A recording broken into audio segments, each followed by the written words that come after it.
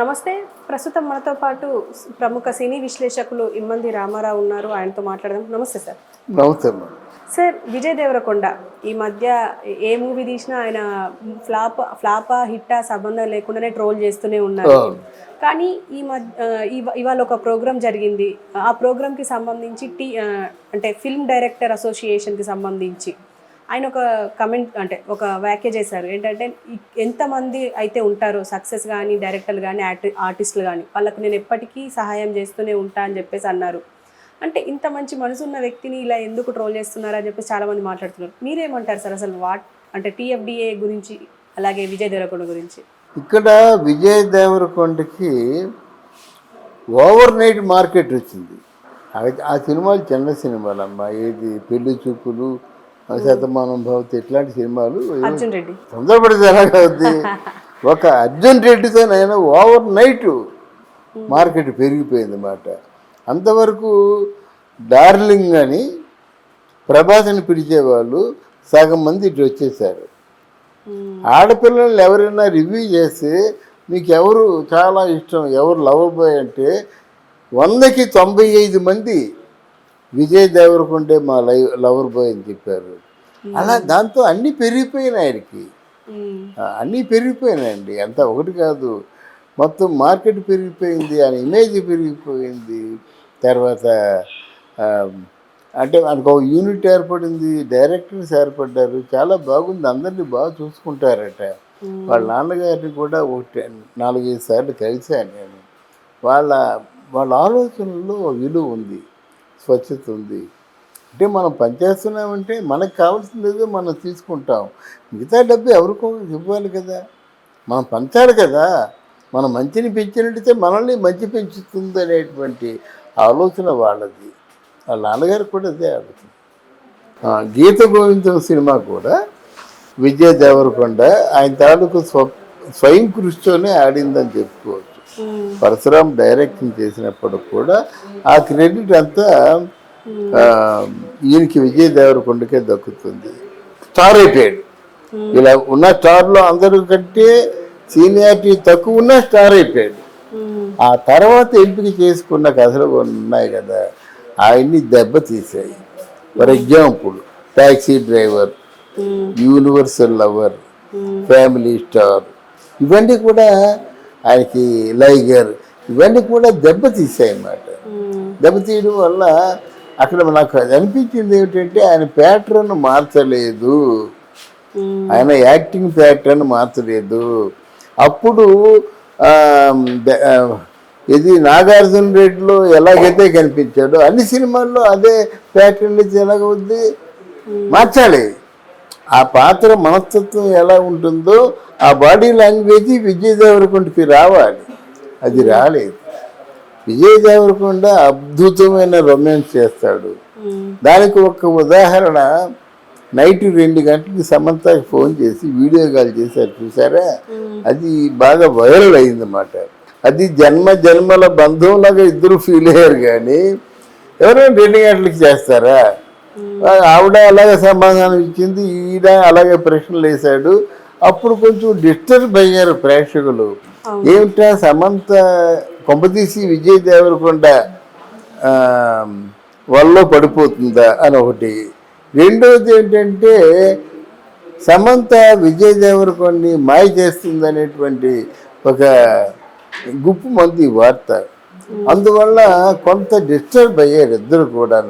మళ్ళీ సమంత విజయ్ దేవరకొండ సినిమా ఒకవేళ మొదలు పెట్టే ధైర్యం చేయలేరు. మొదలు పెడితే మళ్ళీ ఫస్ట్ క్లాస్గా హిట్ అవుద్ది.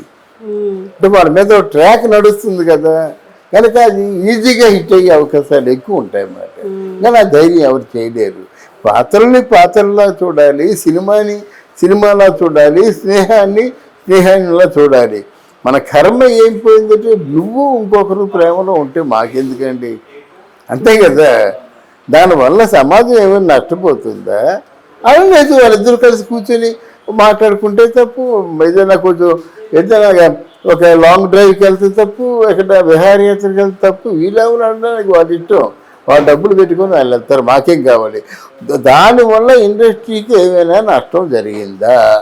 కాల్ షీట్ కొట్టి మొత్తం ఆ ప్రొడ్యూసర్ని పెద్ద భారం మోపారు. అది కదా మనకు కావాల్సింది. అలా ఉంది. బట్ ఎనీవే విజయ్ దేవరకొండకి చాలా మంచి మనసు ఉంది కనుక మనసే ఆయన రక్షించారు. కానీ ప్రధానంగా మనం చెప్పేది ఏంటంటే ఇటువంటి అదే అర్జున్ రెడ్డి ప్యాటర్న్ ఉంటే మాత్రం విజయ్ దేవరకొండ ప్రేక్షకుడి దూరం అవుతాడు. దీనికోసం కష్టపడాలి. డ్యాన్సుల విషయంలో కానీ, ఫైట్స్ విషయంలో కానీ, మాడ్యులేషన్ విషయంలో కానీ కష్టపడాలి. ఆ పాత్ర మాటలు తగ్గట్టుగా మాట్లాడాలి. కానీ ఇప్పుడు ఒకటే దారేలాగా.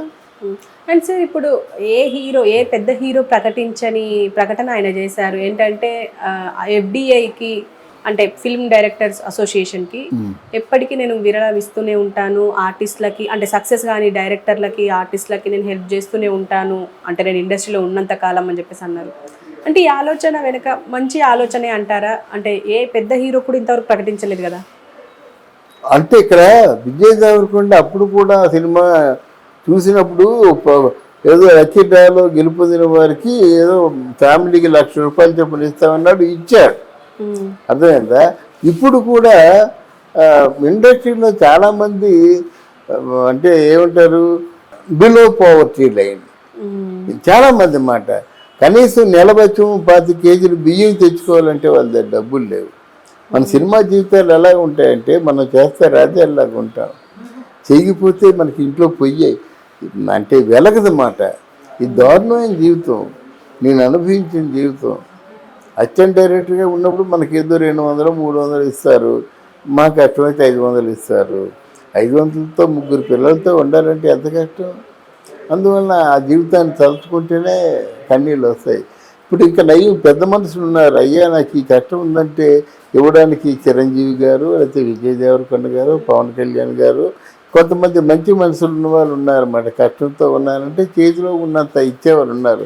అప్పుడేముంది అక్కడ కేవలం అభిమానంతో చచ్చిపోయిన వాళ్ళు ఎంతోమంది ఉన్నారమ్మా. రోగం వస్తుంది, ఆ హాస్పిటల్కి వెళ్ళి నయం చేయించుకోలేకపోతారు. పక్క వాళ్ళు అడగడానికి ఏమో అనుమానం. వైద్యం లేక చచ్చిపోయే వాళ్ళు చాలామంది ఉన్నారు. ఆకలి దప్పికలతో పత్రులు చాలామంది ఉన్నారు. అప్పులు తీర్చలేక వాళ్ళంతా వాళ్ళు ఆత్మహత్యలు చేసుకున్న వాళ్ళు చాలామంది ఉన్నారు. ఇటువంటి పరిస్థితులు అక్కడ కాదు ఇక్కడ ఉంటాయి. సినిమాలు ఉంటేనే వాళ్ళ ఆనందం. అటువంటి వారికి నిజంగా హెల్ప్ చేస్తే మాత్రం భగవంతుడి సాయం తప్పకుండా విజయ్ దేవరకొండ గారికి ఉంటుంది. ఇది మనం అందరూ గర్వించదగ్గ విషయం. ఇలాగే ఒక సూపర్ స్టార్స్ అయినటువంటి అందరూ కూడా మేము ఉన్నామంటే ఇంకా బాధే ఉంది. అందరూ ఒకటే కులం, సినిమాలో ఉన్నవాళ్ళం, పౌరు సహాయం చేసుకుంటే నాకు కావాల్సింది నిజ నిర్ధారణ అలాగ ఉండాలి. అంతేగాని పనికిమాలిన యాక్టింగ్తో ఉన్న వాళ్ళకి వెళ్ళిపోయి డబ్బులు ఇవ్వడం కాదు. యాక్టింగ్ చేస్తారు కొంతమంది, ఏదో మా చేతులు ఇలా అనుకున్నాం, కాళ్ళు ఇలాగనుకొని యాక్టింగ్ చేస్తారు. వాళ్ళకి ఎందుకంటే డబ్బు ఇవ్వాలి? అలా నిజంగా చేస్తున్నారు కదా కొంతమంది. ఆ పేరు ఎందుకు? ఏదో తన పెరాల్సి వచ్చినట్టు ఏదో వచ్చినట్టు చెప్తుంది. ఇండస్ట్రీ తనకి ఏదో బాకీ ఉన్నట్టు చెప్తుంది. అర్థమైందా? ఇండస్ట్రీ నాకు ఎందుకు ఇవ్వాలంటే నువ్వేం చేశావు? నువ్వు కర్ణమ్మవా, సావిత్రమ్మవా, ఎవరు నువ్వు? ఇండస్ట్రీకి నీ కాంట్రిబ్యూషన్ ఏమిటి? కనీసం ఒక గొప్ప వేషం వేసావా నువ్వు? నీకెందుకు నిన్నెందుకు మీరు దక్కించుకోండి? అలాంటి వాళ్ళు లక్షలాది మంది చచ్చిపోతున్నారు. నీకేదో డబ్బులు దాచిపెట్టినట్టుగా డిమాండ్ చేస్తావేంటి? నిజంగా బాధలు ఉన్న నోరు ఎప్పుడమ్మా ఆ కష్టాల్లో కాలిపోతారన్నమాట. అటువంటి వాళ్ళకి సహాయం ఉండాలి అది. అంతేగాని యాక్టింగ్ చేసేవాళ్ళు నోరు పెట్టుకొని నాకు చూడవా నువ్వు, నీ సినిమాలో నేను యాక్ట్ చేశాను అంటే ఎంతమంది? చివరి రోజుల్లో గిరిజమ్మ బతుకు ఎవరైనా బతికారా? పోయిస్ గార్డెన్లోనూ రజనీకాంత్ ఇంటి పక్కన గిరిజ గారి ఇల్లు ఉండేది.